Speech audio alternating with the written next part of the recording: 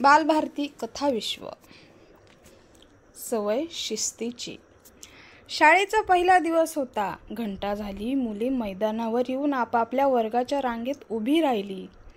आम्ही शिक्षकही रांगेत पुढे उभे राहिलो. सावधान अशी आज्ञा झाली आणि राष्ट्रगीत सुरू झाले. माझ्या वर्गातील काही मुले चुळबुळ करत होती. राष्ट्रगीत म्हणताना शिस्तीत स्तब्ध उभे राहण्याचे महत्त्व त्यांना अजून समजलेले नसावे. राष्ट्रगीत म्हटल्यावर मुले आपापल्या वर्गात जाऊन बसली. पहिल्याच दिवशी मुलांना न रागवता शिस्तीचे महत्त्व कसे पटवून द्यावे याचाच मी विचार करत होतो. मी वर्गात गेल्यावर मुले शांत झाली. एक दोन धीट मुलांनी "गुरुजी गोष्ट सांगा" असे म्हटले. मी म्हणालो, तुमच्यापैकी कोणी गोष्ट सांगणार असेल तर त्याने सांगावी. मी आनंदानं ती गोष्ट ऐकेन. सदू उभा राहिला आणि गोष्ट सांगू लागला. एक लहानसं गाव होतं. तिथे एक सुभेदार राहत होते. त्यांनी सैन्यात बरीच वर्ष नोकरी केली आणि आता घरदार सांभाळावं, शेतीभाती करावी म्हणून ते गावी राहायला आले होते.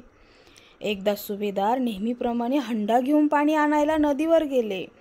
सुभेदारांनी हंडा पाण्यानं भरून घेतला आणि तो डोक्यावर घेऊन ते घराकडे यायला निघाले. सुभेदारांनी दोन्ही हात डोक्यावरील हंड्याभोवती गच्च धरले होते.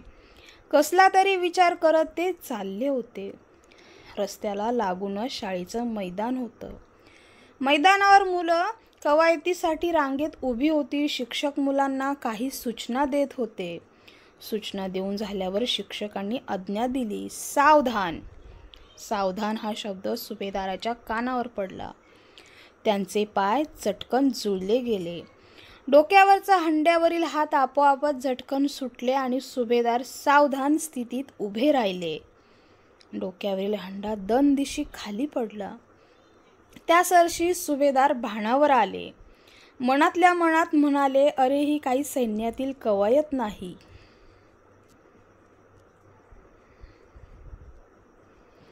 सुभेदारांच्या डोक्यावरील हंडा खाली पडल्यावर मोठा आवाज झाला. शिक्षक आणि मैदानावरील सर्व मुले सुभेदाराकडे धावत गेली. शेजारच्या पारावर बसलेला एक माणूस तरातरा पुढे आला. नेमकं काय घडलं याची कल्पना नसल्यामुळे तो म्हणाला, मुलं थोडी खट्याळच आहेत. कुणाची पण थट्टा मस्करी करतात. चला रे पोरांनो, निघा इथून. सुभेदार मात्र शांत होते. सावकाश त्यांनी हंडा उचलला आणि त्या माणसाला म्हणाले, गड्या तू नको मनावर घेऊस. मुलांनी काहीही केलं नाही. पाणी सांडलं पुन्हा आणता येईल. यातून झाडांना पाणी घातल्याचं सत्कर्मच घडलं.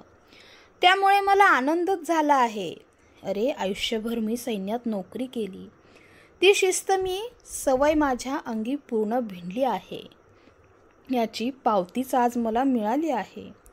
जे मी मिळवलं ते अजूनही मनामध्ये पूर्ण भिनलंय याचा मला अभिमान वाटतो. वर्ग एकदम शांत झाला.